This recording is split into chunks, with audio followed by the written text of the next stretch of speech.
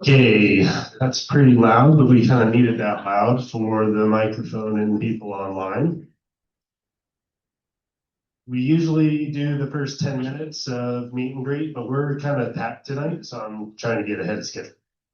So good evening everyone. It is 6:07, 6:10 according to that thing.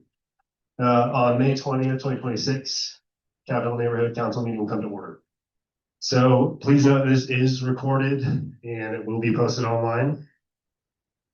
And I'm going to run through slide deck if you've all been watching, but it's not here. I want to pause it.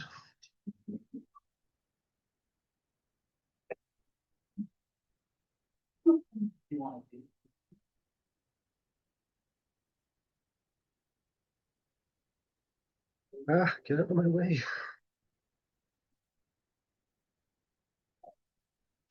Difficulties. There we go. Okay, well, I'm glad you guys all got to watch me struggle to move that button. So we begin with our mission and vision. We envision a Capitol Hill where all people feel a sense of value and belonging and are empowered to contribute to the civic life and well-being of the community. Our mission is to strengthen the community by educating, engaging, and uniting residents through inclusive dialogue and programs that improve the quality of life in the neighborhood and the broader community. So, who is a member of the council? Capitol Neighborhood, oh my goodness, excuse me. Capitol Hill Neighborhood Council is a nonprofit corporation. You are the members of the corporation. The body of members is the highest authority of the organization business. Members help direct organizational business through council neighborhood meetings. Our boundaries cover everything between I-15, City Creek Canyon, from North Temple to the city limits.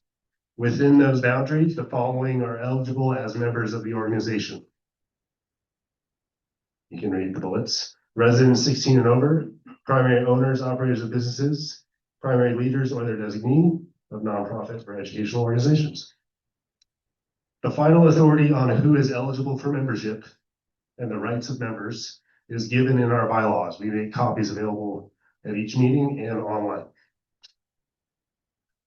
What was that? Okay, yeah. Technically not physical copies here, but it is available.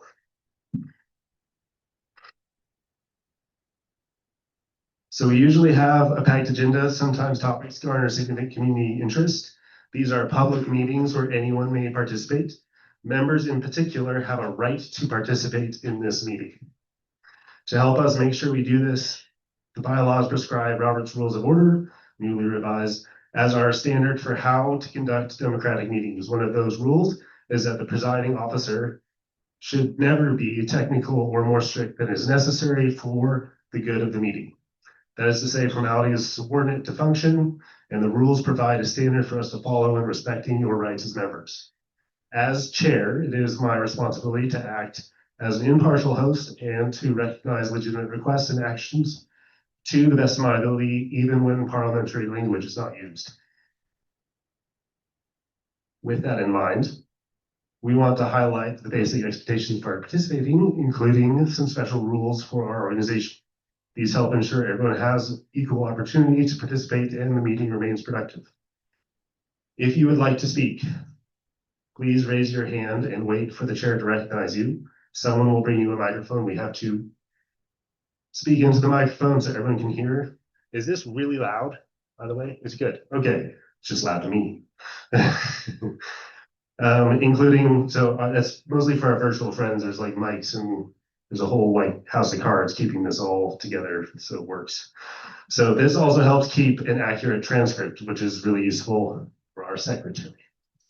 Also, please do not interrupt the speaker, and unless special permission is given, save all questions and comments until the conclusion of the presentation.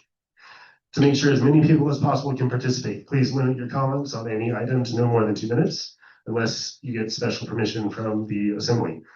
After everyone who would like to has spoken for the first time, we can return to additional remarks from those who have already spoken before. Please confine all comments and questions to the current topic or proposal being discussed.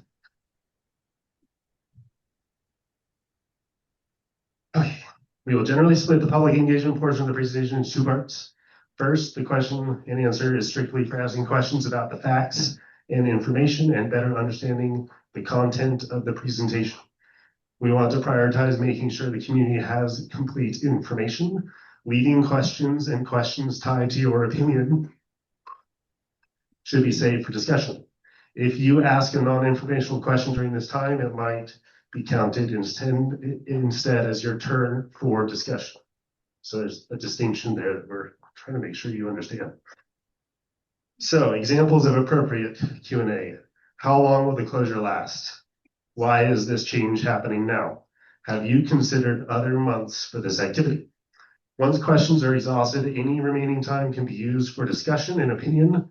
At this point, you will be limited to 2 minutes at a time, and the secretary will keep time. If you ask a question as part of your discussion, the time it takes to answer is counted as part of your time. Examples of discussion include, I do or I do not support this proposal, and a statement of your observations and considerations. An opinion-bound question such as, I think July is too hot, or an outdoor activity. Would other months be an option? Okay. Another house of cards here. He's going to get water for her. Should have been muted. There we go. Okay, we would like to debate with dignity. So we want to establish expectations for how we debate and discuss. As chair, it is my responsibility to help uphold this standard. Dignity-centered language cultivates the social environment necessary to help uphold this standard, environment necessary for free and full discussion and informed decision-making. Personal attacks, interruptions, and contempt undermine this kind of public discourse. Debate the merits of a proposal, not the people behind it. Critique the idea, not the individual. The measure, not the member. A useful tool in evaluating your own speech is the Dignity Index, which lays out on a scale from 1 to 8, reflecting the level of tolerance for opposing views. And wow, that's really hard to read. So at the bottom of the scale is language that characterizes the other side as being bad, evil, or less than human. Language at level 1 suggests it's our moral duty to destroy them before they destroy us. Level 4 is extreme, but it still reflects some contempt. Level 4 mocks or attacks the other side's background, their beliefs, their commitment, their competence, or their performance. It suggests a belief that we're better than those people. They don't really belong. They're not one of us. In our neighborhood meetings, we aim to keep our discourse at 5 or above. Level 5 listens to the other point of view and respectfully explains their own goals, views, and plans. It reflects a belief the other side has a right to be here and a right to be heard. They belong here too. At the top of the scale is language that shows a desire to engage fully on deep disagreements with humility to learn from each other and discover breakthroughs. It reflects a belief that each one of us is born with inherent worth, so we treat everyone with dignity no matter what. Again, we believe that there is no opportunity for meaningful discussion without dignity for all involved. So please help us create this environment for our community to engage fully with matters that we care about.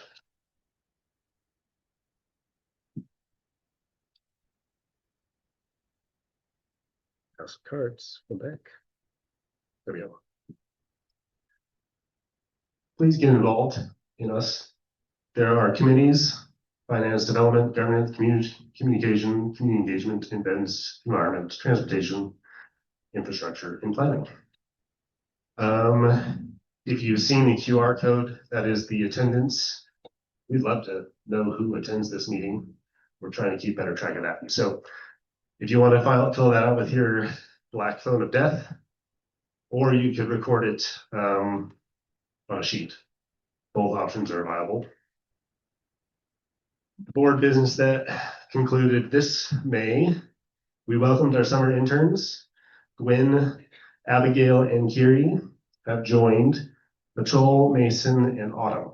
And they are all here when we left them. They are so great.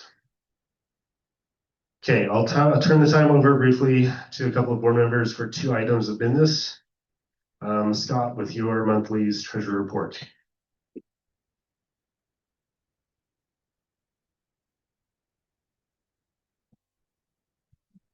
Are you guys ready for a fun treasury report? Oh, yeah. Yeah, I thought I'd open with a joke. So what does an accountant say right before hopping onto a train? Find the gap. Does anyone get it? Gap in accountancy is GAAP, General Accounting Accepted Principles. So it was funnier than you thought. So our financial team, our committee, we've been making progress. I've laid that out in the last couple of meetings of some of the progress we've made on organizational support. We also are actively pursuing some corporate donations and some other organizational support items. And so right now we stand, I'm just going to go over the quick numbers. Business checking for the Cap Hill business accounts is $3,298.17. The reserve fund is $1,015.31. And our money market is $20,291.14. And of note, we just got our application accepted through ZAP, which is the first time our committee has ever done that. And so we're looking for ZAP Tier 2 support. And if we get accepted, we won't receive funds until 2027, but that is something of note that we're doing, so that's important. Anyway, that's it for now. Thanks. Okay, and then Sam, our recording secretary, has a proposal. Hi folks, this is also super exciting. My job is to keep our records. By convention, by custom, we have not ever done like minutes and approving of minutes in this meeting. But I would like that to not have that on my back. So I am proposing that we delegate. Like rightfully, that authority I think technically belongs here, but I am proposing that we delegate that authority to the board. So if I may, I would make that proposal and ask you to put it to a vote. All right, so is there any discussion on that? Does anyone need, yes? I will repeat it. The proposal is the meeting minutes for this meeting be recorded by the board, as in the council meeting. Does that make sense? It'll be via transcription of this audio and reviewing it. Yeah. So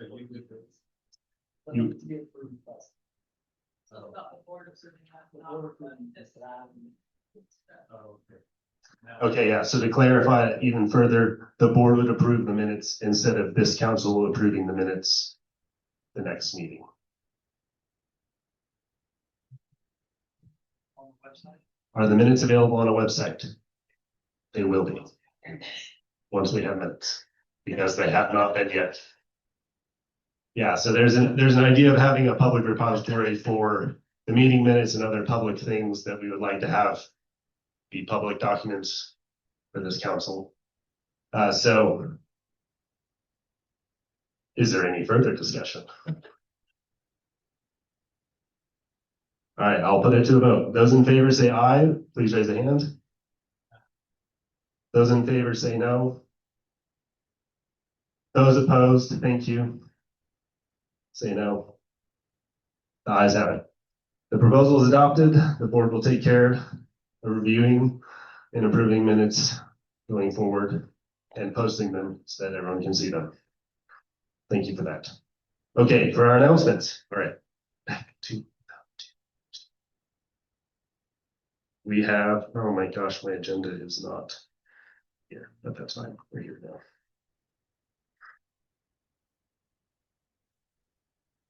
We partner with the Utah Film Center. They graciously let us use their boardroom. They're also part of our community. They have lots of really cool upcoming screenings, events. Their event page almost has a daily thing. You need something to do this summer, you should check them out. We also have a featured local nonprofit. That's the Food Justice Coalition. And we have that linked on the agenda too. It's also online on our agenda online. It's just fun stuff. Okay, and then Kai Clark, we have a quick educational thing for you guys. It's kind of exciting.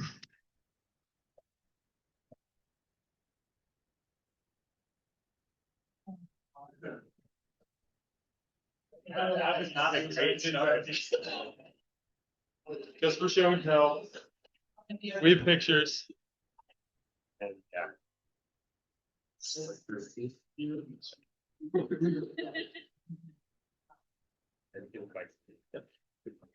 All right, so this is an LLC we just started. Right now, we're actually under the name Kolob Snake Wranglers. We're switching to Snake Smart because everyone thinks Kolob Canyon is where we're at, so we'll get calls and it's like 3 hours away. Obviously can't make it there.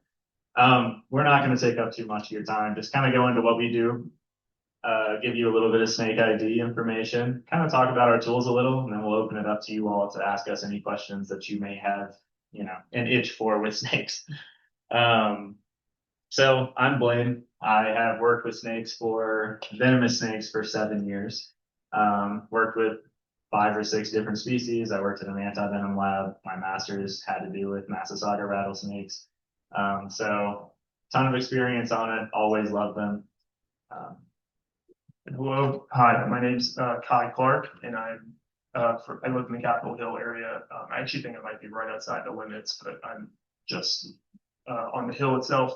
But I am not from Utah, I'm from Pennsylvania, and I also worked at the same lab that Blaine did that created anti-venom. So I have some venomous snake experience as well. We're both really passionate about snakes, and we love getting outside and interacting with them as much as we can.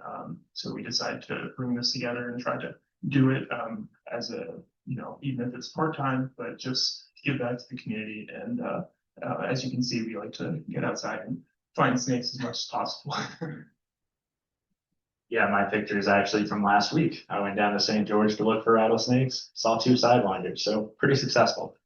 So basically our whole goal with this business that we didn't really have with the other LLC is we really want to promote safe interactions with people and snakes. We want to educate people. You know, this isn't us just coming to your yard over and over, grabbing the snake and leaving.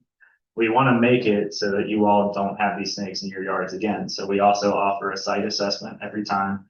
This isn't a free service, but we are professional. Last year when I did this, I had people that were like, oh, that you grabbed it already. You know, like I want it to be that fast where people are like, oh, I could have done that. You shouldn't. So yeah, that's pretty much our main thing here. And if you all have any questions along those lines, we can take them at the end, but we take calls at any time. So last year I had multiple calls that were after like 9 p.m. at night. And there's 3 of us, so we do our best to get out to you. Obviously we have work and other things like that, but if it becomes necessary, then this could become full-time. So yeah, we're kind of testing the waters. It's not something that typically is offered as a service in a community. A lot of people find a snake and don't really know what to do. So we're kind of trying to spread our awareness of you know, our service. But here I wanted to share some identification of some snakes that you very well could have already come across while, you know, hiking or doing any sort of yard work. These are all native to Salt Lake City, and also specifically the bottom right, the rubber boa. That's the snake that you can find pretty sparsely throughout the Wasatch Mountain Range, but in City Creek is specifically a pretty common place to find them. I pointed it out because it's not one that you would commonly encounter, but it's a pretty niche looking one. So I thought it would. No, it doesn't really look like a snake either, so it's worth looking out. But anyways, the most commonly mistaken snake for rattlesnake would be the gopher snake, which would be the top right specimen. Those snakes that share a lot of common characteristics and pattern and coloration. They also flatten their head out in a very similar way. Excuse me. They flatten their head out to kind of mimic a rattlesnake. So a lot of people tend to confuse them, but and a lot of people will try to use the head shape as one simple trick to differentiate between a harmless and venomous snake. But at the end of the day, just comes down to becoming familiar with animals and seeing photos of them time and time again. Just putting in a little bit of effort to see what snakes look like where you live. And then top left, there's a yellow-bellied racer, and then a garter snake. Bottom left, not a garden snake. A lot of people seem to think it's a garden snake. Not a huge deal, but worth mentioning. But yeah, those are some snakes that you could easily come across, and all four of them are completely harmless, as noted at the top of the screen. Now here is the only snake that you could run into in Salt Lake that could actually send you to the hospital, and this is the Great Basin rattlesnake. There are 5 other rattlesnake species in Utah, but you will not find any of them in Salt Lake. So when it comes to identifying a venomous snake in Utah, or in Salt Lake City at least, it's going to be this snake. And that's the main thing that we're hoping to relocate, because you don't want anyone to get bit, and excuse me, sorry. We don't want anyone to get bit and sent to the hospital, because that's the worst possible outcome. So this is a Great Basin rattlesnake. You can take time to view the presentation after the fact. Take some time to familiarize yourself, but that's what a dangerous snake looks like in the area. So. And here's all our contact information. There is a website that's under the Kolob Snake Wranglers. It'll probably be the only thing that comes up if you type that in. Just for a general safety tip, easiest way not to get bitten is to just not go up to the snake. A lot of people get bitten trying to kill the snake or trying to grab the snake. Just back up. It's not going to come at you. It's not going to chase you. Follow us, and then we'll take care of it. Yeah, and we brought some tools. So he has a hook and tongs. This is the easiest way to catch them. This is what we were trained to do. It's the safest way. You get 2 points on the body, so it's better for the snake. They're not going to like break their back or something if you grab it the wrong way with the tongs. They can do that. We also have a bucket, has a lid on the top that you can pull off like that. It's air holes in it. Keeps them pretty secure in there. Then we take them out. We have to keep them in accordance with the DNR within a kilometer. If we can't do that and it puts you in a neighborhood or something, then you can go out to a mile and a half. And usually I try to take them across a 2-lane road, because they're going to have a really hard time coming back. And I also have a step gripper back there. We don't use that very often. That's really just if they're like, I have a rattlesnake confirmed it's under something, you use that to pull it up and keep yourself safe. But yeah, if you all need anything at any time, feel free to email us. You can ask us questions. These are our mobile numbers, so you can text us too. And yeah, specifically with email and text, like, we're happy to answer any questions you guys have. There's a ton of myths out there about snakes, and if we can dispel any of them, but if possible, that would just be such a huge difference we can make. Even if we don't take any calls from you guys this summer, we just at least want you guys to feel like you're informed and of the wildlife that's surrounding your property. So yeah, thank you guys all so much for your time. We appreciate it. And now if anyone has any questions, we're happy to take some, as long as it was allowed. So of course, yeah. I just heard it correct for times. Thank you guys so much. Are there any questions for these gentlemen? Sandy. Okay. My question is, so I like hiking a lot, and so I guess like what happens if you encounter, like if you hear a rattle? Let's imagine like I'm hiking and then I hear a rattle. Like what is my response? What should it be in that moment? How'd that happen? I would say the best thing to do is probably not like seek it, but locate where this rattle is coming from to make sure it's not like directly underneath you. Even when you look for snakes, you can ask us. We go looking for them all the time. You can walk right past them, or they can be like, oh, I stepped on it. Like, I track snakes. I have a unit that's telling me where it is, and I stepped on the snake. They blend in really well. In that case, just stay where you are. If it's not near you, walk past it slowly. A lot of times, if they're crossing in front of you, they're going to do it really slowly, but they'll just keep going. And it chose to warn you. They don't have to do that. They could have just struck. Most of the time, they will not. So, yeah, very polite. Do you have anything with that? Yeah, and I mean, if you, like we were saying, it's a polite gesture. There's snakes that are they'll be very tolerant of your presence. They'll hear and feel your footsteps, and they'll stay in place as long as they can until last second as a defense mechanism. But the rattlesnake, while it's dangerous, it's saying, "Hey, I'm over here," and it might do it 6 feet away from you, and like it's pretty kind. That's a lot of space. So yeah, if you hear a rattle, that means you got too close to it, but that doesn't mean that you're in danger. It's that you are not in inherent danger if you hear a rattle. So good question. Are there any like general recommendations for if there's a snake and a dog around the snake? Like if the dog is running up to the snake or this, I don't know, would a snake attack a dog for fun? Yeah. Probably not. Yeah, that's a great question. They definitely do attack dogs, and they use not on purpose by any means, but some dogs are very, very curious and they will stick their nose very close to them. But they actually have dog aversion classes, and we're not associated with them, but we do know someone personally that performs those classes, and they do really good work, and they'll just have them associate the smell of a rattlesnake shed skin with thread. So that's a great idea for anyone who has a dog that likes to hike, is to get them in one of those classes, because it can make all the difference. So yeah, definitely. Okay, Scott, we are running short on time.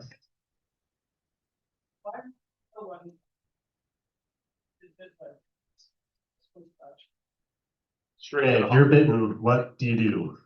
Right to the hospital. Straight to the hospital. Straight to the hospital. There we go. Yeah.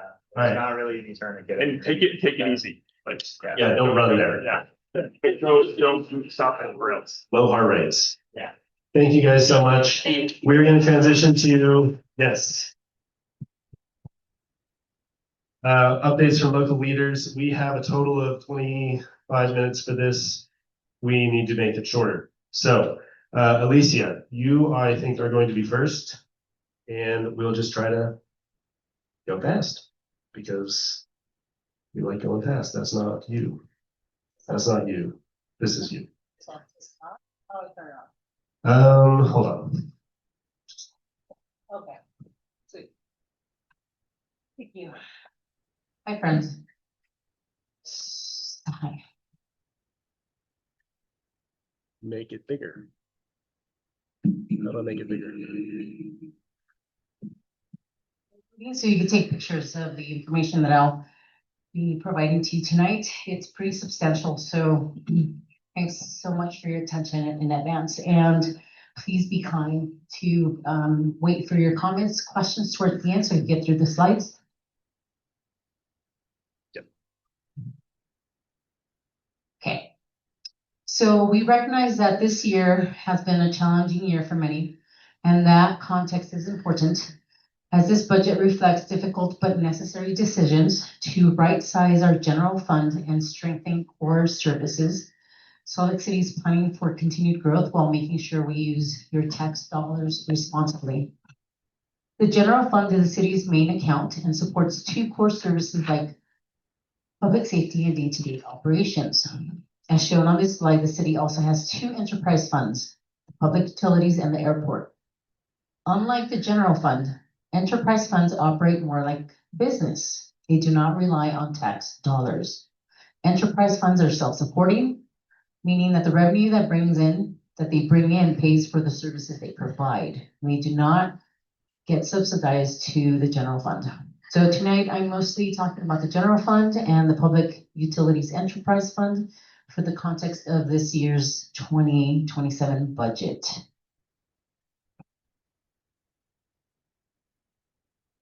So this slide provides a quick overview of the proposed budget for the year. As you can see, the police department represents the largest portion of the budget. Overall, public safety now accounts for 42% of the total budget. 42% includes PD, fire, justice court, and 911 call center. The mayor is proposing a general fund budget of $498,863,053.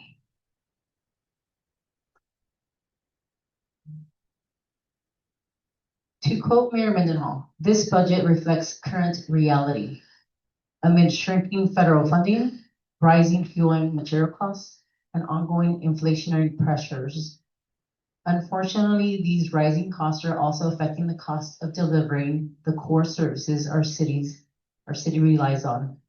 So the budget reflects the inflation has impacted city businesses, or the city business.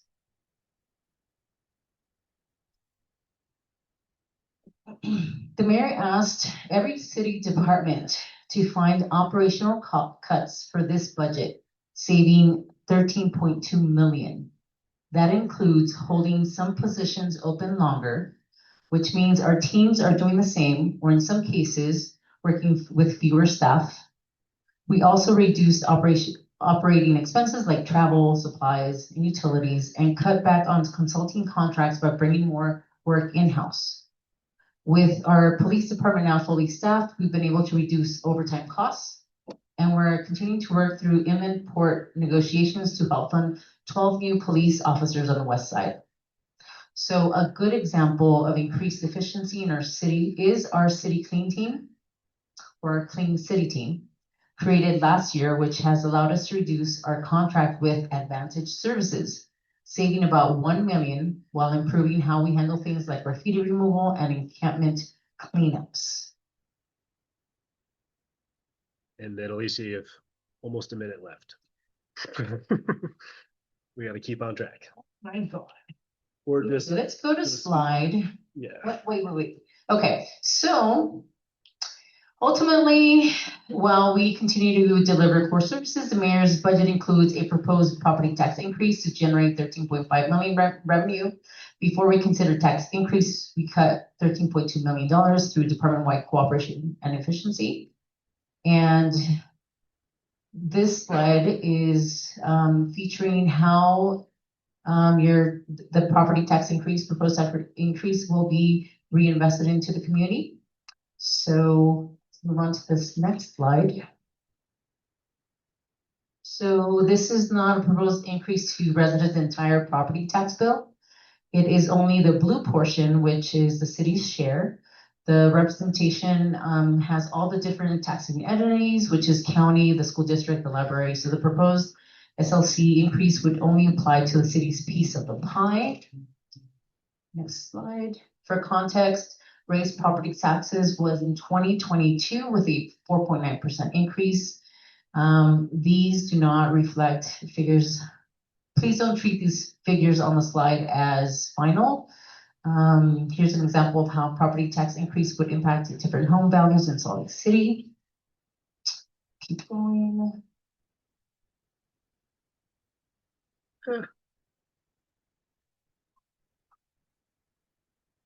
Okay, so because of limited time, and I unfortunately have to go to Glendale Community Council to also provide these slides. My contact information is towards the end. Please contact me and I can send you these slides so you can go and digest all this information, because there's also a proposed increase in your public utilities bill. Now, what's important for you to know, if you go back to the slide number 11. 11, yep. Yes, thank you. There's a rate calculator that you can use to have a better idea of what the changes might be on your public utilities bill. And you can also call, and you can go to the website. If you go to the following slide, let's see. I think if you go to slide 14, okay. So each year, keep in mind that there's a budget season. So right now we are in May. You have the opportunity to participate in public hearings so you can voice your concerns, your questions, comments to the mayor, to city council. So there was a public hearing this Tuesday. There will be another public hearing where you can participate June 2nd. It'll be at 7 p.m. You can go in person. But also, if you go at 6 o'clock to the city and county building on the 3rd floor, finance and the mayor's office staff will be available in the hallway beginning at 6 to answer questions for each meeting. Also, there will be a required truth in taxation hearing on August 11th. So the budget is not finalized. No property taxes revenue cannot be accessed until this process is complete. If you go to the next slide. this is a new budget website for more detailed information of aspects of the budget, including property taxes, public utility rates, waste and recycling, among other topics. Please scan the QR code, go to the web link. Again, that's my contact information. The last slide. That is it. Okay, I'll be here for 15 more minutes to take questions or comments outside, and then I have to leave. But please email me if you want this PowerPoint slide, and also if you want to send information, anything to the mayor and also city council. Oh, on the back table, I left 2 types of business cards. One is everything on the budget, so take a business card, and the other one is Shape My SLC, which is an information hub from the city. You can take a survey on the budget if you just want something really quick instead of finding what website and what email to send to what phone number. Okay, thank you.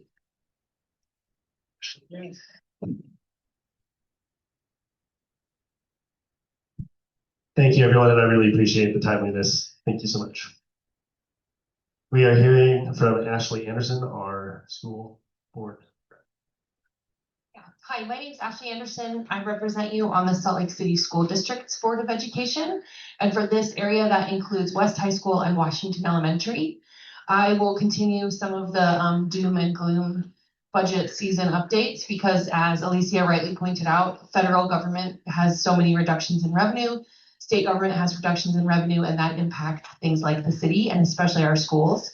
So I'll tell you, because we're short on time, the best way to contribute feedback on the school district's budget is to save the date for Tuesday, June 2nd at 7 p.m. That's Tuesday, June 2nd at 7 p.m. at the school district office, which will be our public hearing date. You can also definitely send me a message before the meeting to tell me your thoughts about the budget. So we are not actually going out for a tax increase despite declining revenue. And the reason for that is because we understand the burden of the bond payments on the taxpayer. So we are very grateful that voters approved the bond to rebuild West High School, rebuild Highland High School, a field house at East, and some of our sustainability projects. And so this year we elected not to go out for a tax increase. So after June, our budget will be considered approved. We do have some challenges with the budget. You may have heard about the potential reduction of social workers in our high schools and also increased school lunch fees.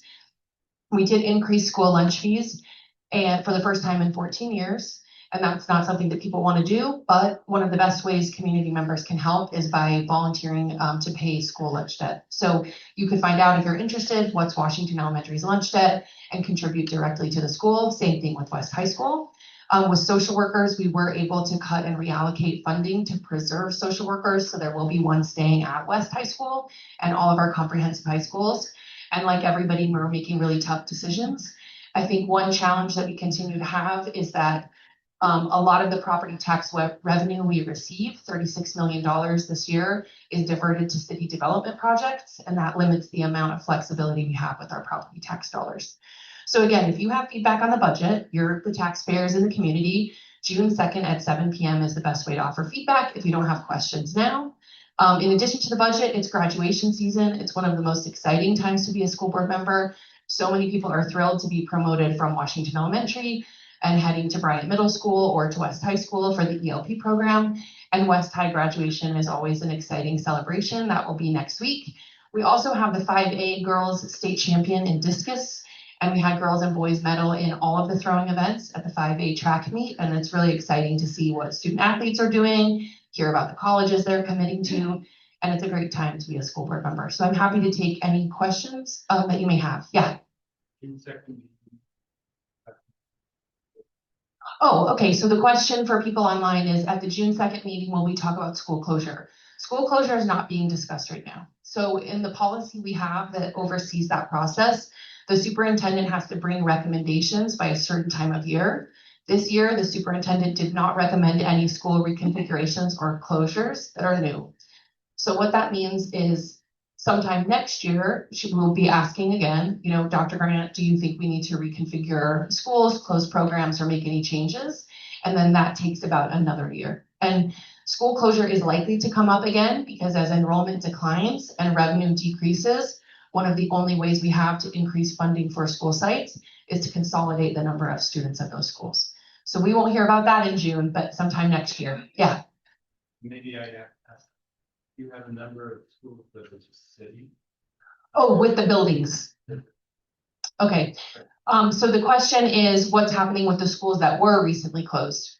So Mary W. Jackson, Benyon, Hawthorne, and Riley. Riley's been slated to be redeveloped as a career and technical center. Hawthorne Elementary currently serves some district programs. Benyon houses a preschool, and Mary W. Jackson is right now the AP and IB testing center for West High. So they have a lot of temporary uses. There is a firm that's working on going through the process of what like land use could look like and what the evaluation of the buildings is and what possibilities are for the buildings. At the same time, district staff are looking at ongoing district needs for those buildings. Does that better answer your question? Yeah. Any other questions? Time is up. You cannot hear have any more, but you can email me anytime. So it's ashley.anderson@slcschools.org. It's just my name. It's on the district website. Thank you so much. Thank you, Ashley. We appreciate it so much. I think because I can see him, Chris Wharton, we should hear from you next. Oh no. Oh, no. Okay, so this, Oh, and yeah, you have 3 minutes. okay. Okay. So sorry. I'm so sorry. You're doing great. Everyone's doing great. Okay, so the budget can be really confusing. We're in the middle of the budget process, and I'm gonna try to do this demonstration that I hope will answer most of the questions that people have had. So if you think about this budget, if you think about the city budget as this basket here, here's the basket. There's a bunch of other containers in the basket. So like property tax is one container, enterprise funds is another, sales tax, grant funding, impact fees, bond money, and other fees. So all of these different containers that are in the budget, they all have different rules that govern them. What can they be used for, things like that. So like, for example, an enterprise fund, which is what your utilities come from, or your waste and refuge comes from, or the airport, those must stay in that container. So like if the airport's doing good and making a lot of money, that money has to stay in the airport container. It can't be used to offset other deficiencies in the budget. Same with like sales tax. We're capped on how much municipalities can raise sales taxes, and municipalities can choose to enact a sales tax if they're below the cap, but we don't get to choose what's exempt from sales tax. So like food exemptions, things like that. And so some of these containers have more rules than others, but the reason that I illustrate this example is that a lot of people say things like, well, why are you raising taxes? If you don't have enough money, then why are you, going to open up phase 2 of the Glendale Regional Park? Why don't we just cut that? That's because that is being paid for by bonds that you already authorized and voted for in 2018. And even though we vote to keep those bonds moving, we could vote no to do that, but the risk is that the bond market could be worse if we wait. And so even though we were facing a budget shortfall, we still voted to release those taxes because all indications are that the bond market would become less favorable if we were to hold off on that, and you would be paying more for less. It's related to inflation. Okay, so another question that people ask a lot is, how can it be that you have to raise taxes if Salt Lake, if all of our property tax values are going up, Utah's becoming less and less affordable, why wouldn't you just keep the taxes the way they are? So in Utah, the law is structured, and this isn't the case in a lot of states, but it is here, that a government, when we set the tax rate, it is what we set it at for that year. But as home values increase, that rate is automatically pressed down so that our cities, or whatever the taxing entity is, receives the same amount every year. And the reason that we do that is so that every time that taxes increase, whether it's like a natural increase we still have to vote. So there's no way that a tax can just get bigger without voting on it. It does, however, routinely get smaller without us voting on it. So even though your home values have gone up since we did a property tax in 2022, the city is not gaining any additional revenue from that appreciation. We have to vote to do that. So other people have said, sorry, You're on time. No, you're out of time. But wait. you can summarize. Okay. The last thing that people have asked is, if you're facing a structural deficit, isn't that because you should have planned better? Like I have to plan, etc. If you think about a structural deficit, it's kind of like living on a fixed income. We can budget as far as we can into the future, but if you're on a fixed income, that doesn't mean that your expenses can't get bigger. It doesn't mean you're not affected by inflation. So we do the best that we can to forecast in the future how much we will need. But there comes a point, just like there would be if you were budgeting on a fixed income, where it's not because you're spending more or you're getting more or you're becoming less frugal. It's just that prices are going up and demands are going up, and we have to adjust the rate in order to keep pace with that. Additionally, the budget has to be passed by June 30th. We cannot not pass it by that date. It must be balanced. We cannot have an imbalanced budget in Utah, and we must have at least a 5% like cushion in the balance. We call it fund balance. Salt Lake City, because we try to be extra responsible, we try to have a 13% cushion just in case something really bad happens. We have the money there within the budget year to use it if necessary. So that's why this whole conversation is happening. I know that it is a little bit of cold comfort because it still means that we have to raise taxes in order to keep up with this shortfall.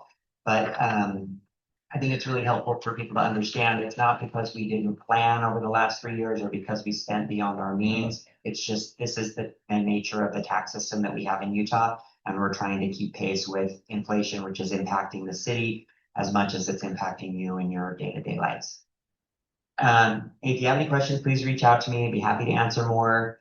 This is a really busy time. We meet twice a year during budget, or twice a week during budget season. We also meet on Thursdays. So if you have questions, please reach out. Good to see you all. Yeah, and if you need Chris's contact information, I mean, he can share it with you personally, but you can also get it from us. I think online we have Detective Marie Stewart.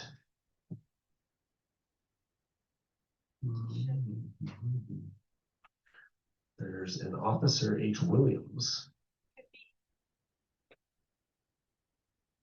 We are calling on you. Okay.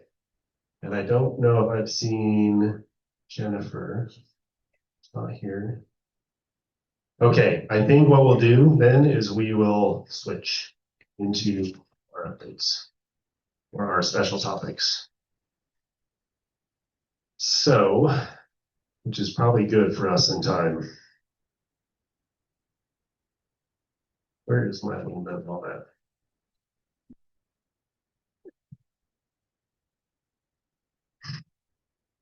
Okay, so we're going to hear from Pioneer Trail Foundation first. Alex Burton and I think Ryan Beck, you both here? Yeah, perfect.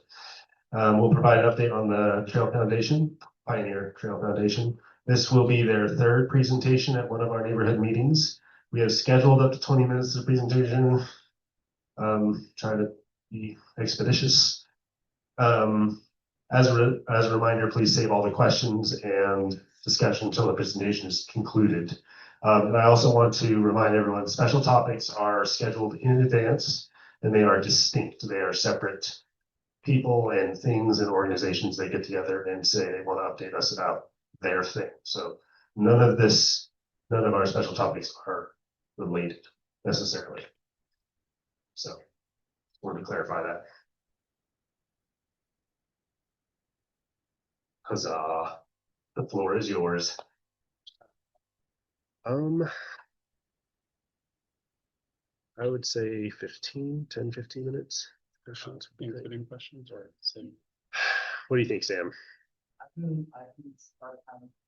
15 minutes, we'll see how that goes. Let you kick us off. Great. Thank you Thanks guys for having your me. patience. I think this will be better than the tax increase presentation, but worse than the snake presentation. So we're from the Pioneer Trail Foundation. I actually live in the neighborhood. I was on the council board for a while, a few years back. And you know, we've been here, as was mentioned, 3 or 4 times. This is sort of an update on the progress of the project. And we're saying at the outset that, you know, I live in the neighborhood, so I come at this, I think, from a similar place as many of you do. And I'm really excited about it. And we also take feedback really seriously. So our information will be at the end of this. If we don't get to your question today, we've never not met with someone who reached out. We've got 100% response rate on that, and we'll continue to do that if you have questions or concerns which I want to talk about. So, you know, one of the big questions we get is the word pioneer is can be a tricky word for people. When you hear pioneer, a lot of people think of that we're building a giant handcart statue somewhere downtown. And that's really not the intent. I think we'll talk more about sort of the narrative departure point of that, but the goal is really to sort of break the word open to be more inclusive of more people and something that anyone from any background can find themselves in. So in terms of progress since our last visit, you know, we formed a foundation. We have a board and a stakeholder advisory board. We'll talk about who's on that. You know, every key Salt Lake City department's been engaged. We've met with you know, public lands and utilities, and we'll go through that list a little later as well. We got a commitment from Salt Lake City for an in-kind commitment from public lands to help maintain some of the improvements, as well as some money that was earmarked for memory growth that will be part of the project. The Capital Preservation Board a few weeks ago approved the project in so much as it intersects with the Capitol complex, and we'll talk through where that is. We had $10 million from the state allocated to phase 1. Worth saying that the $10 million from the state, the majority of that came from existing funds. So it's just a redirection. There's money that's, you know, appropriated every year for recreational improvements around the state or trail improvements, and we pulled overwhelmingly from those existing funds. So that's money that's already earmarked for these purposes, and we were allocated. Some of it we've raised significant matching philanthropic dollars. We'll talk about that a bit. And we have commitments from tenants for Council Hall. We'll talk about some improvements we're making. That's the building on the southwest corner of the Capitol complex, the original City Hall. And we're on track for a phase 1 opening next April ahead of the Temple Square opening. So that's sort of the drop dead on any construction or improvements to the downtown core, and phase 1 of this will be done before that. In terms of the aims of the trail, you know, there's sort of 3 core aims. The first is to create a world-class cultural walking trail. So those of you who've been at the other meetings we've been at will know that we hired Field Operations, which is a New York City-based landscape architecture firm, one of the best in the world. They did the Highline Trail in New York famously. They just did a really cool project in San Francisco. They've done a lot of urban trail projects to do the design. And part of that is activating and beautifying public spaces. So, you know, we'll be buying 70,000 native perennials that will get planted along the corridor we'll show you on the map this fall. And there's a lot of reasons to like that beautification. Also, they use about 30 to 40% less water than the grass that they're replacing. So there's sort of a water-wise side of that. And then the third is this idea of expanding Utah's pioneer story. And we'll talk about how we're doing that. But, you know, I think for a long time, the idea of pioneer sort of belonged to a very LDS subset of the population in Utah. And part of the ambition here, and that's, I think, why we've gotten partnership from the city and the state and philanthropists, is to expand that to be a more inclusive narrative, that people who are here can see themselves in that story, sort of regardless of, you know, whether they're part of that original idea. Alex, you want to do this? Yeah, sure. Thanks, Ryan. So just wanted to give a little bit of background for how we got to this moment. I think as we've talked to some people, the project has caught some people by surprise, but people who have been in these meetings have known about it. So really started off as an idea from a group of neighbors on Capitol Hill, Ryan primarily, and then some others who are in this room. We spent a lot of early time socializing the concept with the neighborhood, city council, community council, state officials, got some good feedback, adapted, had some local nonprofits step in and help pay for early concept designs. And that's how we're able to afford hiring Field Operations, which sort of took it to that next level of a real concept that we could wrap our heads around. Once we had that, we were able to get enough buy-in with groups like this, the city, the state, et cetera, to go ahead and form a nonprofit organization, which is now the Pioneer Trail Foundation. And then we got quiet for a few months because we had to figure out if we could actually do this thing, and we needed to raise a bunch of money to do it. And so we made a big push, and thankfully some of those results were quite successful. And so now we're here sharing an update.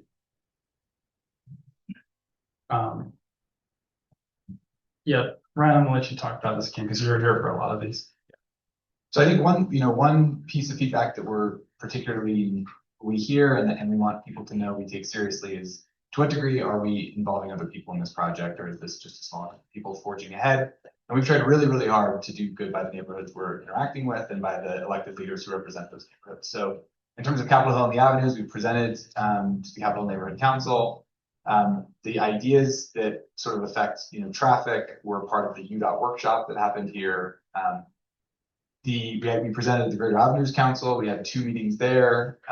We've done presentation and feedback sessions with the Memory Growth Foundation, which is a group of neighbors who live along Canyon Road and take care of some of them in the avenues and take care of Memory Grove. They organize the cleanup every year. And then we've knocked every door of homes that actually abut the trail. So if your home is on the trail, we've knocked your door and we've spoken to the majority of those residents. In terms of the city, we have weekly calls with Councilmember Chris Wharton, who's been really helpful. We have weekly check-ins with Salt Lake City Mayor's Office, Blake Thomas, senior advisor there. We've had a lot of collaboration with the Salt Lake City Planning Department on the last community plan and extensive coordination with Salt Lake City departments, including public lands, community neighborhoods, utilities, and engineering. And field operations comes out monthly and has since last year, and they meet the city departments every time they do. So the city departments are reviewing the plans. And then finally, the state of Utah, we have a strong working relationship with the Capital Preservation Board that has the representatives from this neighborhood and Senate President, and Speaker, and Governor. And they were champions for the project and helped push it through sort of the state approvals. And then in terms of, we have an advisory board that meets quarterly. That includes participation from members of neighborhood councils. We hold a seat for those councils. The Salt Lake City Council, Chris Wharton, as I mentioned, and the others, UDOT's on that, the Office of Tourism is on that, Salt Lake City Transportation and Public Lands are all represented in that quarterly. We've had a lot of help from Rosie, who's here in the neighborhood and amazingly talented at sort of crafting the narrative. And so this is still early in draft. We wanted to share a little bit so you get a sense for when we say pioneer, what are we trying to say? And these are Rosie's words, but I think they're actually worth reading the whole way through. The first is that pioneers are not monuments cemented in the past. Pioneers are people in motion, individuals and communities crossing unfamiliar ground, adapting to strange and demanding environments, and imagining new possibilities. Pioneers live in the in-between, the time between departure and arrival, sustained by faith, cooperation, and the audacity to begin again.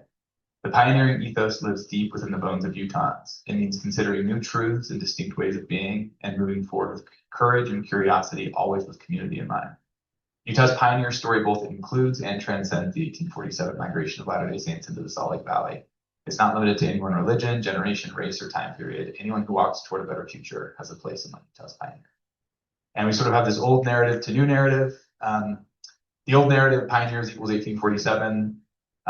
This new narrative is that pioneering is a timeless human way of moving creatively through the world that a lot of people share.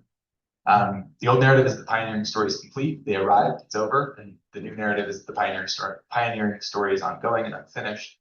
The old is focused on arrival and settlement. The new is focused on journey and becoming and building. An old cultural lineage centered versus many lineages and lived experiences, and pioneer as ancestry versus pioneer as action.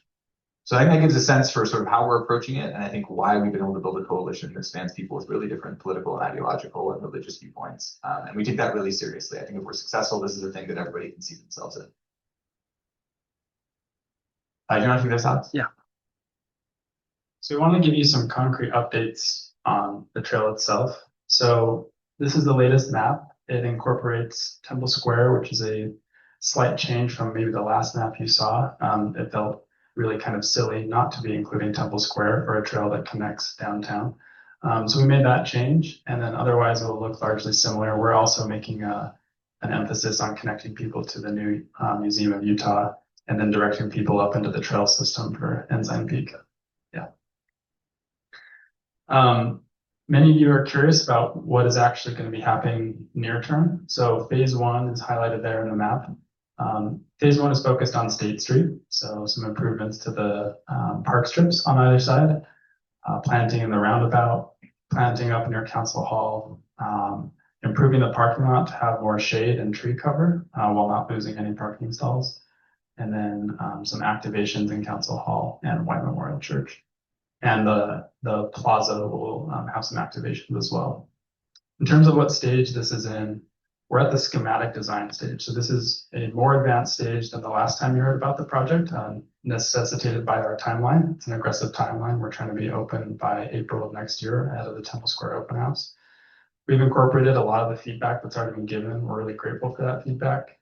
But phase one is a little bit more baked than some of the other renderings you'll see for phase two. Phase two is envisioned to connect the loop, but I just want to call out that it is at an earlier conceptual design stage. So we have a design direction. We think we know what it'll look like to be a cohesive experience, but there's time for modifications and feedback and change as we understand the budget, as we understand community desires and concerns. I just want to fly through some of these to give you a sense of the sophisticated approach field operations takes to planning these things.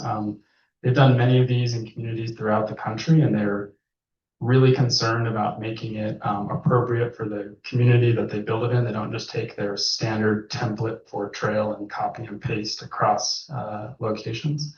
So this is just one example. You think of State Street as, it's State Street, but each block has very different characteristics. So they were taking solar profiles that vary by season and investigating that to make sure that the plants will survive and bloom and be lovely and can thrive. You can see that even though this seems like, once again, just it's State Street, there are different conditions based on tree coverage and shadows from homes and conditions throughout the day. They're trying to take inspiration from our local environment for the plant palettes. So the three that they've identified are a Verdant Valley shade, an iconic Ensign Peak sun palette, and something that looks a lot like what you'd see up Little Cottonwood Canyon, Albion Basin area for this Alpine Splendor palette. Ryan mentioned this earlier, but these gardens are pretty incredible. Not only are they beautiful and they're designed to bloom throughout the year at different times based on the composition of the garden, but they're going to help our water situation. So native and regionally adapted plants are much better with water. Once we replace the grass, it'll take a couple of years for them to get established, but after 2 or 3 years, they'll actually become far easier to maintain and then really help reduce water along the corridor. Just want to give some sample palettes. These are not final, but gives you an idea of the direction these are headed. So that was a summer palette and a fall palette. The oft-mentioned roundabout will get a planting upgrade to be hopefully getting rid of people doing donuts in the middle of the, or hanging out on lawn chairs. I think we've seen many things up there. We're still refining this with the capital. We want to make sure that it meets their requirements, but we think we're really close, and I think it's going to be a big improvement. Ryan, I'm going to pass this to you. I'll say the plant piece has been one of the funnest pieces of this, which is, I didn't know this, but Utah is the sort of world capital for penstemon, just dozens and dozens of penstemon varieties. And so we're contracting with 3 local nurseries that'll be growing things that they haven't grown in a long, long time. So we're sort of bringing in the local palette in a pretty meaningful way. So this is where the bulk, people say we got $10 million, what's that going for? The State Street improvements you just saw, the park strips, those are a sort of small minority of the allocation. Most of the money the state appropriated is actually for the south end of the Capitol complex. So the first is Council Hall, a historically very important building. It was the original city hall. It was famously where Seraph Young, the first woman in the country, cast the first vote. And today it's mostly off limits to visitors. So you have a tourism sort of store on the main floor. The second floor is roped off. You can't get into it. And so we had proposed an activation that I'm really excited about. The first is that, I don't know how many of you know Arlo, the restaurant at the Marmalade, amazing restaurant. Milo's an amazing chef. He's agreed to open a second restaurant on the main floor of Council Hall that will spill out onto the sandstone surround and be breakfast, lunch, and dinner. The second floor, Utah State has agreed to run a debate hall. So it'll be a space to have sort of the big conversations in the city and the state, show that we can disagree without hating each other, all the things that we started with this meeting.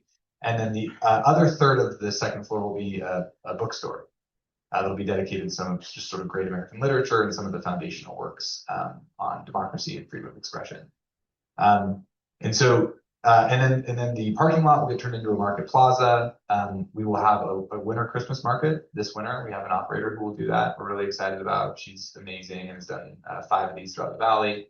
And then we'll have a summer farmers market that'll be active next summer for the first time. And then the hope is that White Memorial Church, it's locked, 348 days a year, except for a few weddings. We're trying to open that up permanently, so it's a historic place you can visit, and also activate it with sort of community events and music and speaker series. So this is the last slide. I'll just say in terms of timeline, as Alex said, we're in schematic design now. We'll have design development into July, and then construction documentation, bidding and permitting, and actual construction will be done before the end of the year. So we've got a commitment that the UDOT work on the road and the planting will be done in the October timeframe. That does mean there will be a road closure on North State Street, which I know everyone in the neighborhood loves, including me. But it shouldn't last more than 4 to 6 weeks. So it'll be fairly quick, and UDOT and the planting team can get in at the same time to minimize the disruption. Okay, so next steps, we'll continue to engage with neighborhood councils. We'd love any feedback. This is our contact information, team@pioneertrail.org. Both Alex and I check that regularly. If you reach out, we will get back to you, and we'd love to meet up. We'll be at the Marmalade Jam Fest and Avenue Street Fair. That's it.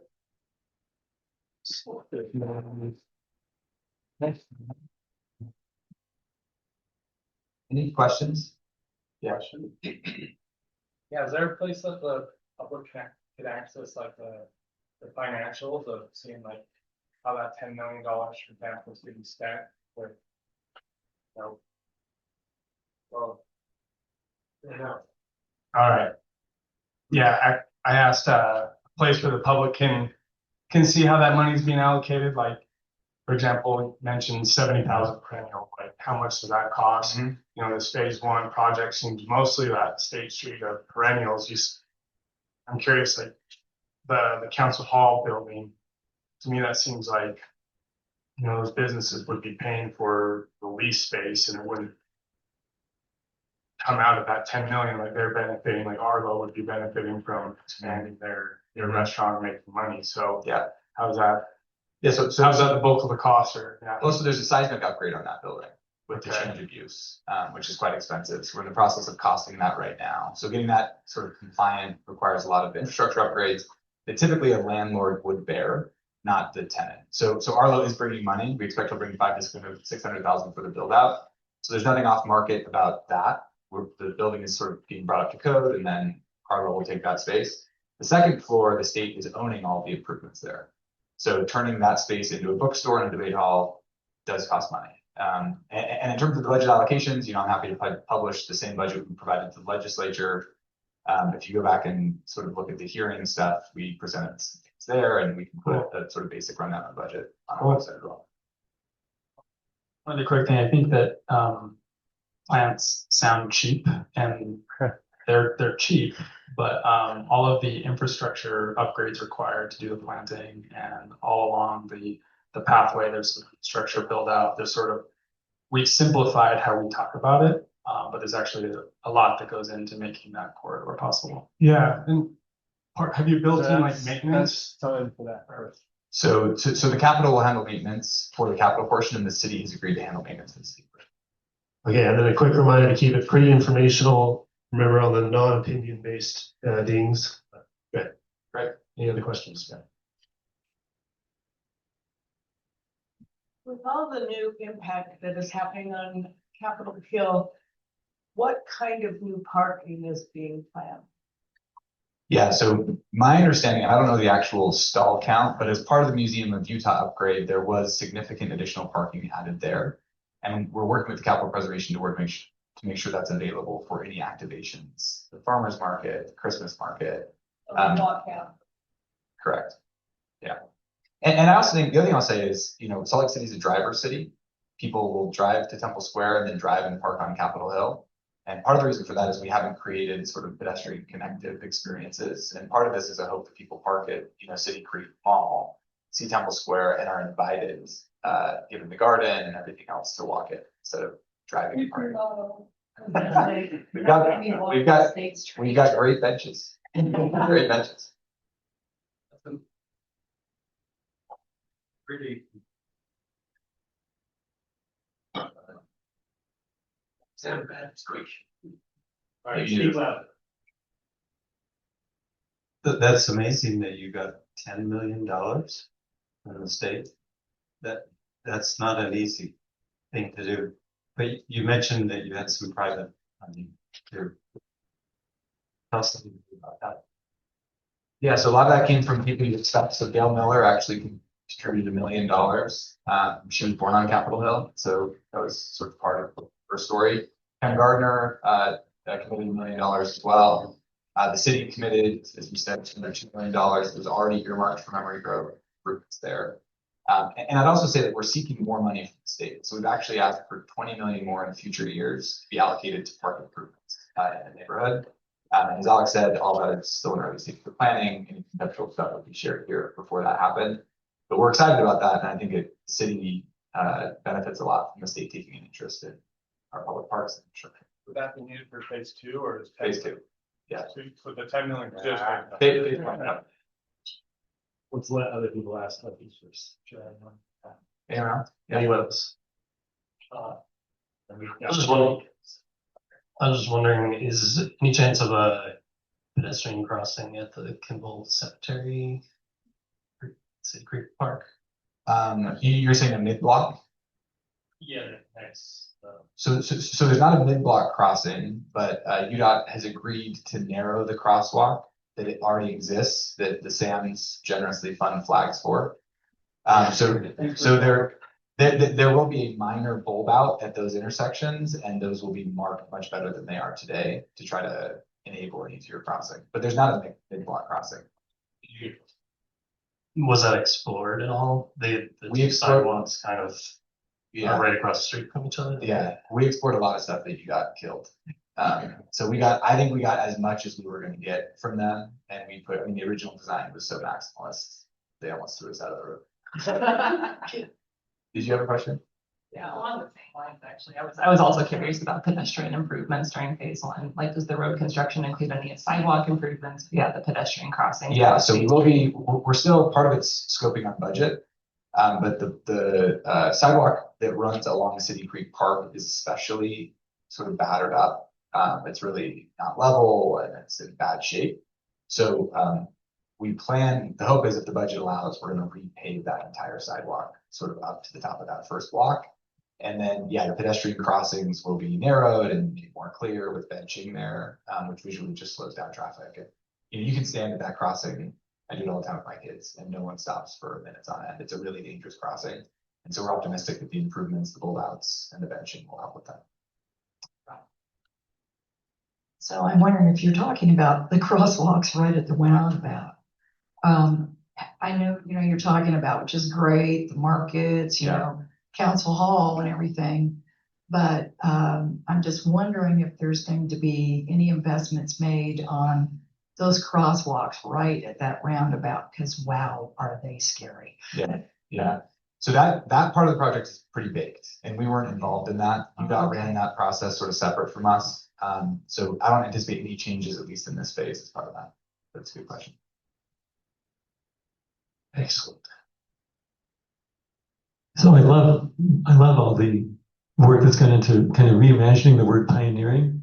So I'm wondering how you're handling the many thousands of years before 1847, when there were people pioneering here before that time. Yeah, it's a really good question, and one we've actually thought a lot about. And I think there's sort of the human history, and then there's actually the geological history, which is sort of much further than that. And both of those will show up in the trail. So we've talked about some sort of native art piece or sort of plaquing in City Creek Park. City Creek Canyon is a really important sort of part of the native story. And so there's real reason to include that story at City Creek Park or further up in Memory Grove. And so, yeah, we recognize history didn't start in 1847, and the trail will reflect that.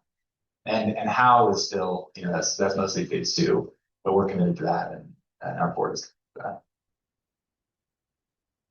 Standing in a bad place to view at once. 1 minute left. Wow, we crushed that, guys. Any further questions? All right, well, so you mentioned like the seismic repair of the council building being like a major cost. it's already functioning now. So it didn't seem like it's that dilapidated, so that it needs that to have a restaurant or bookstore. Yeah, so I think one thing we said often when we were fundraising on Capitol Hill is if anyone's done the Freedom Trail in Boston, it's an amazing experience, connects all of these important historic assets. What we said to people is imagine walking the Freedom Trail, but 80% of the assets are dead bolted. Can't get into it, they're not activated, there's no way to engage with it. That's the experience in Salt Lake right now with so many of our historic assets. And Council Hall, to me, if you said what is the most nationally significant building in Utah, Council Hall is probably the answer. Sarah Young being the first woman to vote in the country is probably the most nationally significant thing that happened. And that building today has sort of no real access to the public. And so we think it's a better use, and the state thinks it's a better use. For sure. So We are at time. okay, amazing. Thank you. All right, and then Q&A.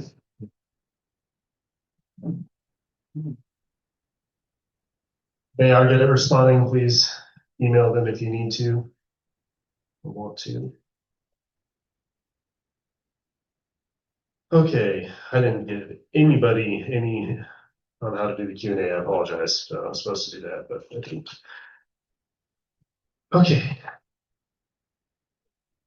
Do we have Salt Lake City planning here? Yes, we do. Okay, our next item is phase 2 of the Capitol Hill neighborhood plan. We have 20 minutes scheduled and we're sketchy, but we're there. Thank you. I'm gonna hand you this. Oh boy. Okay, and kill this. Okay.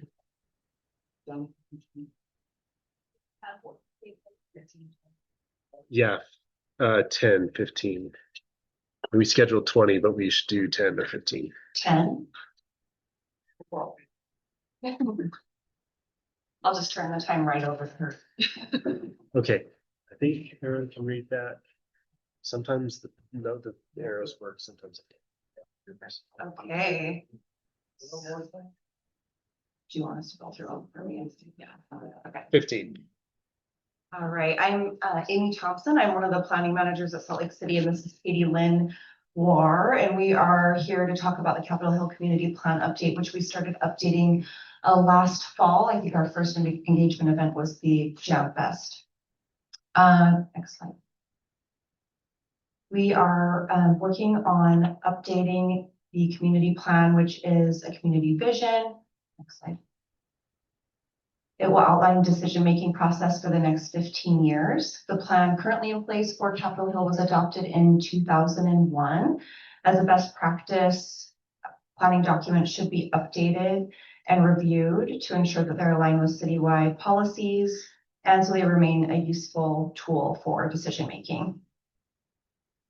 There are some key components of the community plan. There's a vision describing where we want to go, a roadmap to get there, which includes policies, initiatives, or action items, and a future land use section that includes a map that illustrates the intended distribution of land uses and tools for evaluating our progress over time. So a monitoring framework or an implementation table. Next slide, please.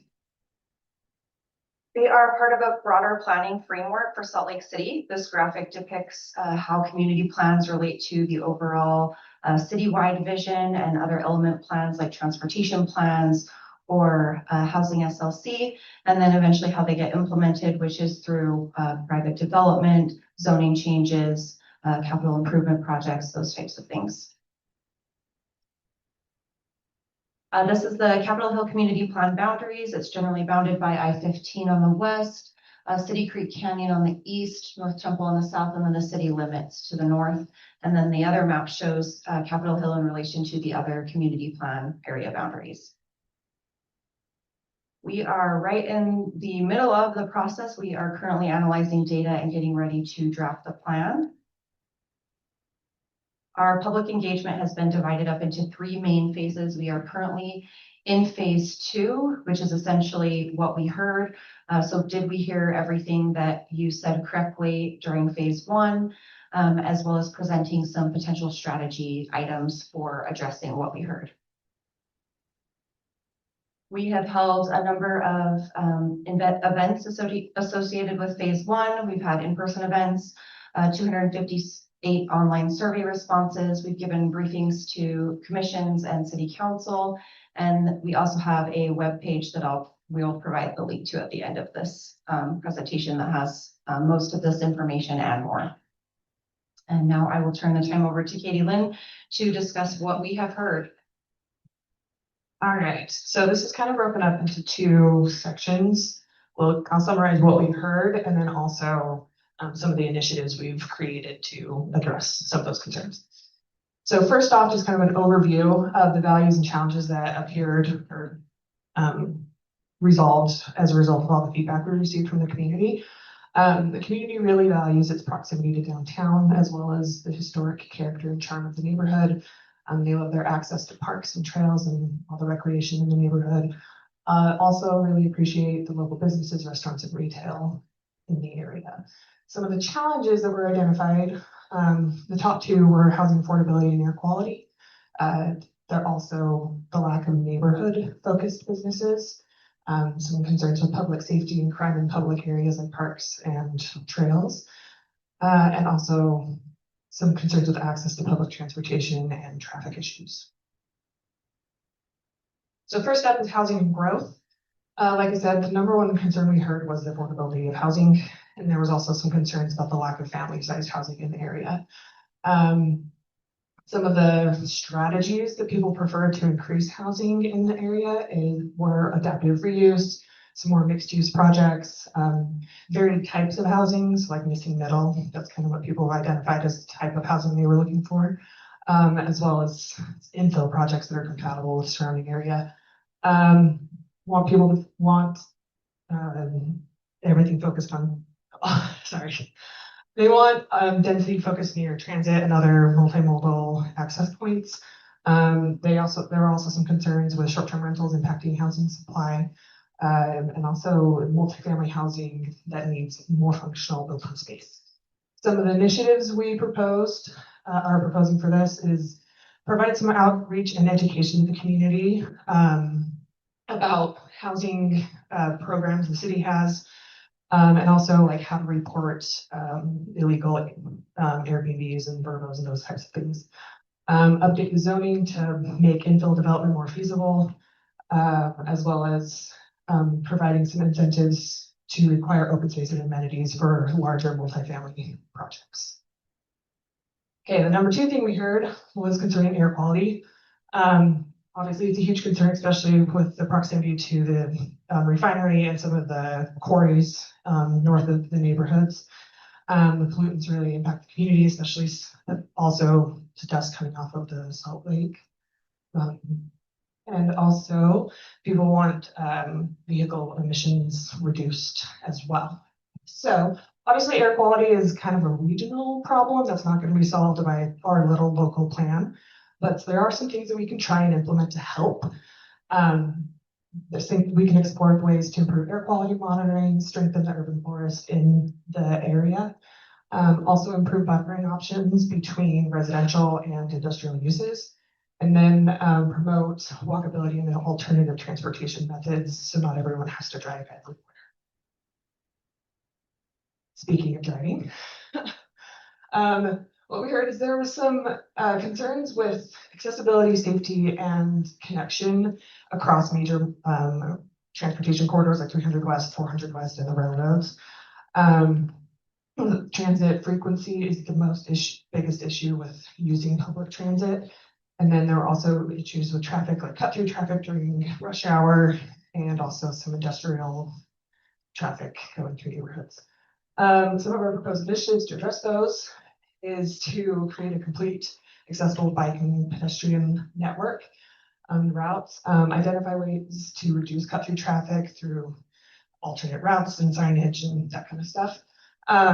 And also work with UTA to expand transit routes to underserved areas.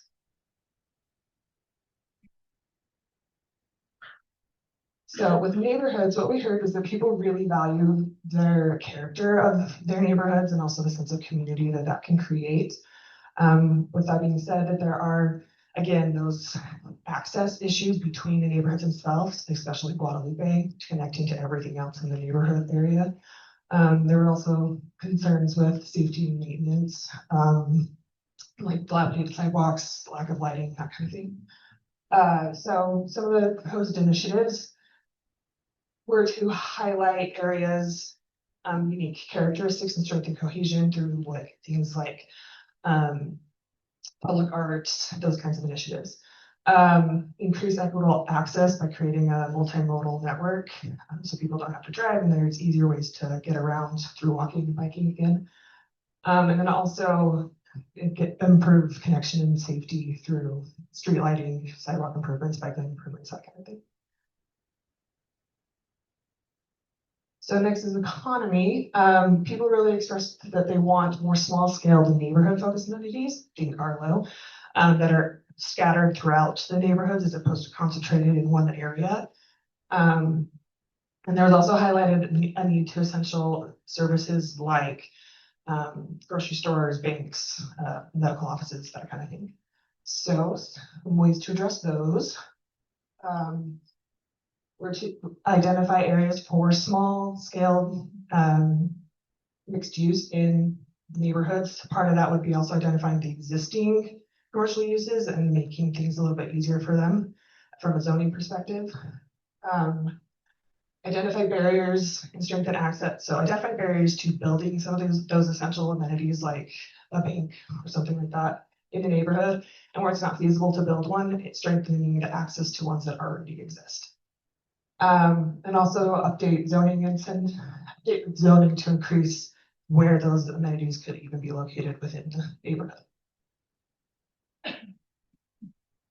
Next is Parks and Rec. We heard a lot about Warm Springs. Y'all are very passionate about that area. So we heard that people want improved access to the existing spaces that you have, both parks and trails. And also maybe some more parks would be nice as well. And they also want people wanted more investment in the maintenance, safety, and amenities within existing parks, and also to revitalize and activate underused parks, especially Warm Springs. Some proposed initiatives for that is to strengthen and expand the network that connects all of our public spaces and recreation spaces. Partner with community agencies and stakeholders to identify areas where new public spaces could be put in, and also enhance, upgrade, and activate the existing parks we have. Okay, last one, historic preservation. What we heard is people really like living in a historic neighborhood. It creates a really strong sense of character and identity. There was a lot of confusion and frustration over actually living in a historic district and kind of what you're allowed to do and what you're not allowed to do. There's also some opinions about the incompatibility of some of the new construction that's been going on in the historic district. So the proposed initiatives for that were to provide more education and outreach to the community about what you can and can't do in your home in a historic district, and also what the new construction process is like and the standards that we use to determine what's compatible and what's not. Also highlight successful projects to show that lake preservation actually works. And then identify more areas for more historic surveys to maybe get some more places protected. So as mentioned earlier, one of the components of the community plan is a future land use map. We don't have a draft to share today, but we did want to share just some of the high level themes that we're currently looking at implementing, which is align future land use designations with existing development on the ground. One of those things is just looking at existing residential densities, for example. We're also looking at doing that with existing businesses that are currently in residential land use designations where commercial uses aren't actually allowed. So updating those so that they align with on the ground conditions. Focusing growth near transportation corridors. There's a small pocket of business park land use designation across from Warm Springs Park to the west. And so we're looking at what kind of changes that we could make there with the future land use map, as well as some industrial properties along 400 West that face 400 West and seeing if there are any mixed use opportunities there. I should have started this by saying the future land use map itself does not make the changes. It just guides decision making. Any changes to zoning or land use designations would require an amendment process after the plan is updated. And then there are also some changes that were made as part of the mixed use consolidation that didn't really translate well on the ground. And so just looking at cleaning up some of those areas, for example, there's a pocket that's sandwiched between I-15 and 6th West where NeighborWorks is with, that's like an urban neighborhood designation, which is probably not feasible given the size of those properties and the context in that area. Here's the website. I won't go over the timeline again, but most of this information that we discussed tonight is on our website. This is also where we have all things related to the plan. We have any upcoming events that we have. We have our draft existing conditions report that was prepared to start this whole process off. And we will be posting community engagement summaries from phase 1 in the coming weeks. So this is where you can access most of the information. And we also have our our email on there as well. So I don't know if we have much time for questions. I know you run a tight ship, so. Yeah, I think we've got 1 minute. What Is there any questions? questions? Hold on, let me get my other microphone. There you have it. Perfect.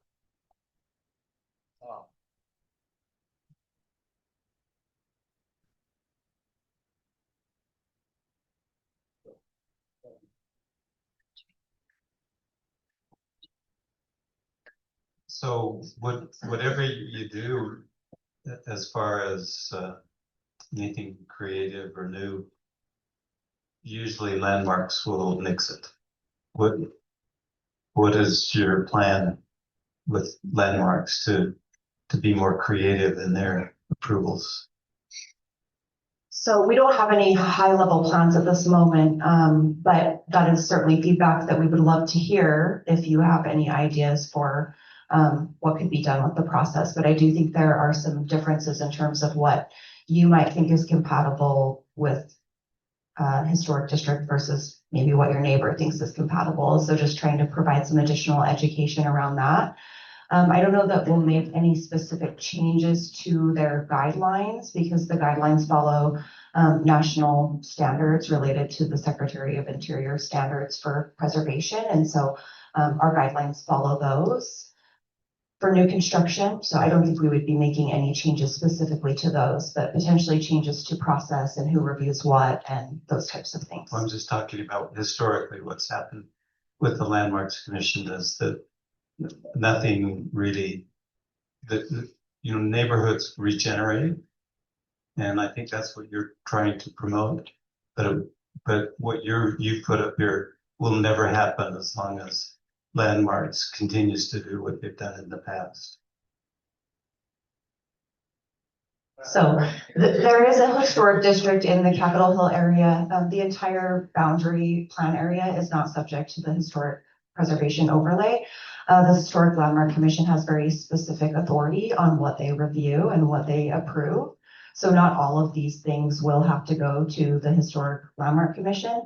We will be presenting the plan and we presented our existing conditions highlights to them, but they won't have complete authority over this plan and the entire plan area.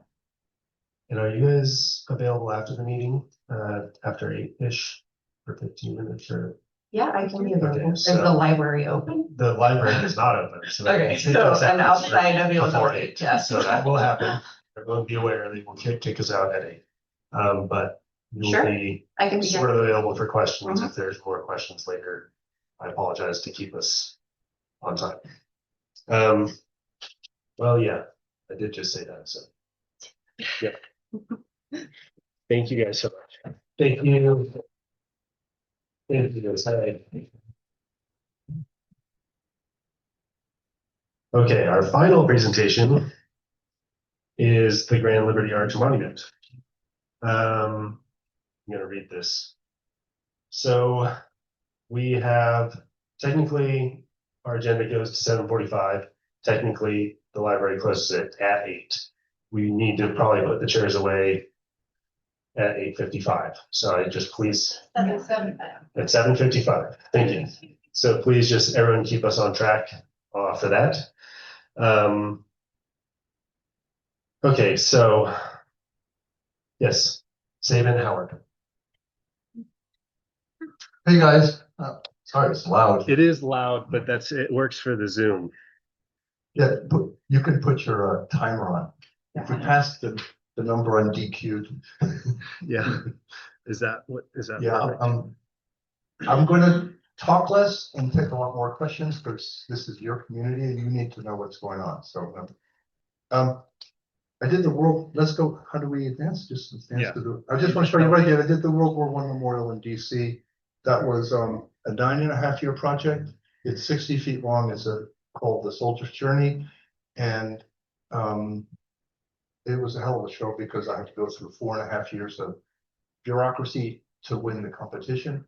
I came to Utah with a vision to make something for our country that spoke of pride and not only the Constitution and what happened on the East Coast, but the heroism that happened here in the West. So let's go to, there are two sides to the monument. The monument sits within a park, and I want to answer some of the questions that I think might concern you. Okay, you're putting a big monument in a park.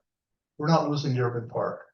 The circle and the plaza that I propose is 150 feet, which is 17,000 square feet. The park is 60,000 square feet. The trees, let's go to the image. The trees that are in the center At the bottom there. are, that's where the monument will go. But, it's a big but. I love trees. I have bonsais. I left a property where I planted 150 trees. Trees are incredibly important. This is an urban park with a monument in it. It's not just a monument. So what I'm proposing will be a cherry tree path and then trees along the border of Capitol Street so they interface with the residents so you don't have this harsh transition. I can just go like this finger. Should be able to select each. Okay. So that's a scale. This is the front side. Can I ask you, what do you want to know? What are you interested in? I'm here for you. Hold on. Yeah. Where else were you thinking of placing this monument before you felt like a Capitol Hill? Capitol Hill, and this is what they gave me. So who was it that? Capital Preservation Board and the governor, lieutenant governor, president of the House, speaker of the House. Was there no chance of moving the location? No, there's no chance of moving the location. There has been. So yeah, wait, so hold on. Let's quickly, so if we're gonna jump straight into Q&A. That's fine. That's why they're here. Yeah, it is why you're here. Try to keep it informational. There's a couple of things working in the background. There's a form that we'll distribute that the legislator that we're working with. You can share your input as neighbors, and we'll provide that at the end. But please try to keep your questions super focused and respect the process that we try to lay out at the beginning. And I'll hand around. So next question. Go ahead. Could you show us the section of the monument that deals with indigenous people? Yeah. And I'm curious if you had any input from the tribes. Yeah, I did. I actually went and got an Iroquois. That's a native Iroquois, and that's a settler, and that's his son on the right side of the screen. I spoke to Iroquois. I would only be using a native Indian to do the sculpture. Next question.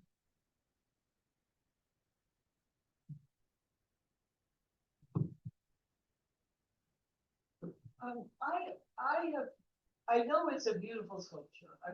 I'm glad you like it. I do like the sculpture. I just wonder, what kind of, support was there coming from the, governor, the state legislature that considered the neighborhood and the artworthiness of that particular location versus a location like downtown with large buildings? I mean, it seems to be out of proportion. How do you feel about it? Okay, it's sacred space. That triangle is sacred space. The monument is sacred space. We have a problem in our country, it's polarized. You need a monument, not you necessarily, but the rest of the country needs a monument that speaks about where we're going. It needs to be something positive, not about victimization, but about the things that hold potential in this country. That space is incredible. I'm not going to destroy a park because that is your park. I'm going to bring you something that is incredibly beautiful and will elevate the space. It's not in the hard drive of our country to make monuments. Nobody makes monuments like this. You name another monument. Well, there's a monument across the street at the Capitol grounds that no one's ever at. They go and use, but people play in green space and open space, and that's more valuable land. There's no public comment. So I guess this isn't a question, so I might be going off of. No, it's okay. Go for it. Yeah. There wasn't any public engagement in this process of people in the neighborhood. So when you say we need something that brings people together, how do you know that this brings people together? Like there was no discussion with people who live in the neighborhood. Like how can you claim that then this brings people together when I bet if you asked people, the people who would be most affected by the space and the change of the space, maybe wouldn't feel brought together over the process. You have a very special state. Salt Lake is a very special city. This monument goes beyond just your neighborhood. It goes to the whole country. Yeah, you are included. You are part of it. If the neighborhood was to vote, there would be a resounding no. Majority, I bet my cost savings on it. All right, so then No. why are we doing this tonight? Well, exactly, where this is the first time probably most of us. Yeah, so there will be some contention here, because. Well, I figured there would be. Yeah, and that's fine. That's all good. Yeah. We're here together. So again, please try to be It's okay. civil and Jonathan, it's totally fine. Yeah, no, you're good. So my question is just for the crowd. I came here to express my disapproval, but my question is, how many people would approve of this, and how many people would disapprove? So I guess I just want to get the sense of the room. How many people would disapprove of this monument?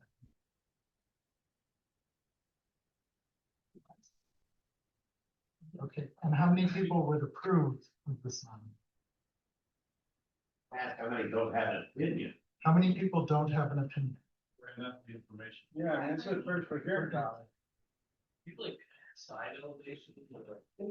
Do you want me to share the story with you, or you don't care? That's what I mean.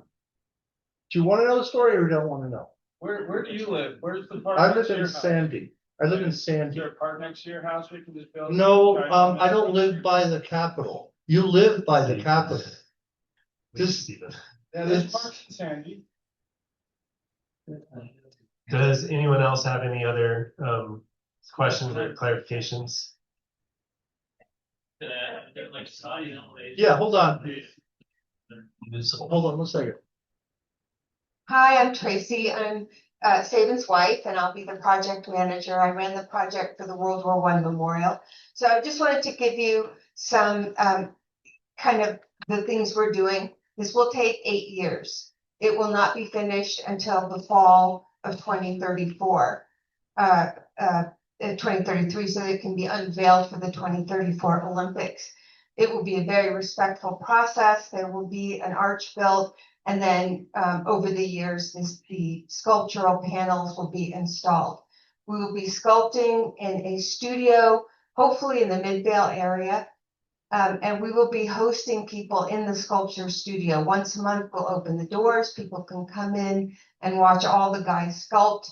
So you'll be able to come once a month, see what's going on. We will have a team led by Sabin of probably 5 sculptors. Sabin works from life, so there'll be 5 models. They're all from Utah, the models too. The models are all from Utah. You'll be able to come to the studio once a month, walk in and see guys actually sculpting. A real live sculpture studio is like being in Canova's workshop. So it's not going to be a lot of bulldozers instantaneously. And Sabin is very focused on preserving the green. The World War I Memorial was an urban park, and he was tasked with preserving that. So he has experience in that. Also, we ran our dog round on that. Triangle, I, for one, hope everyone's still going to bring their dogs and walk around, because the monument will be big and beautiful and grand, but it will elevate the space and it will invite people in. There'll be benches so people can sit and eat lunch. So I hope that, do you have any technical questions about these? Yes. 38 feet. It's not that as large as you think. I'm gonna walk over to the image. So these are 8-foot panels. This is 20 feet. The 6-foot person, this is 6.5 feet. Top of the arch is 20 feet. It's not as large as you think. You walk into the arch, and there are words on the wall from the Constitution and Declaration of Independence. There is a light within that room that illuminates those words. It's an eternal flame, representation of that. The top of the platform is 24 feet high, and the figures on top are 10.5 feet. The highest point is Lady Liberty's torch. It's about freedom and liberty. It's about the agency, the self-responsibility, and the ability to manifest a vision that we have in this country. This is a good story.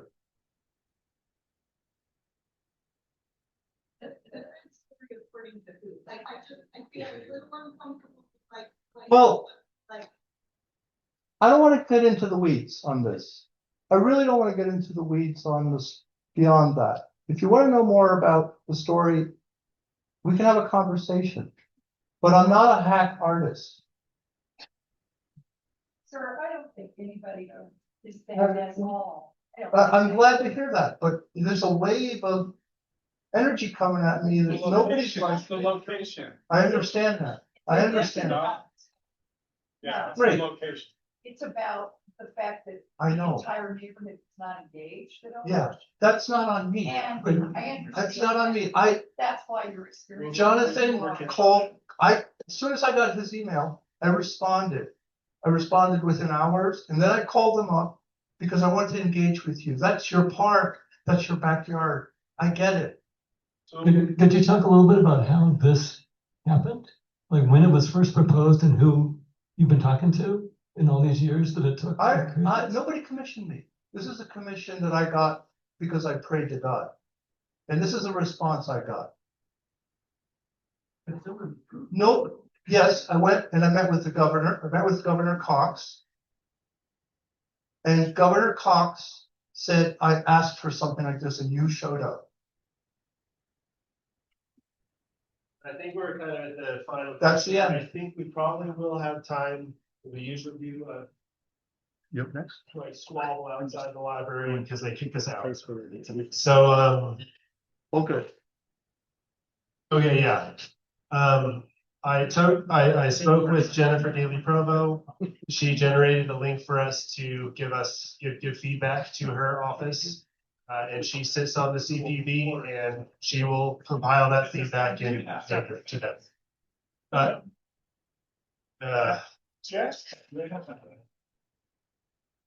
So I think that is the time that we have, and I really appreciate you guys all showing up and having feelings.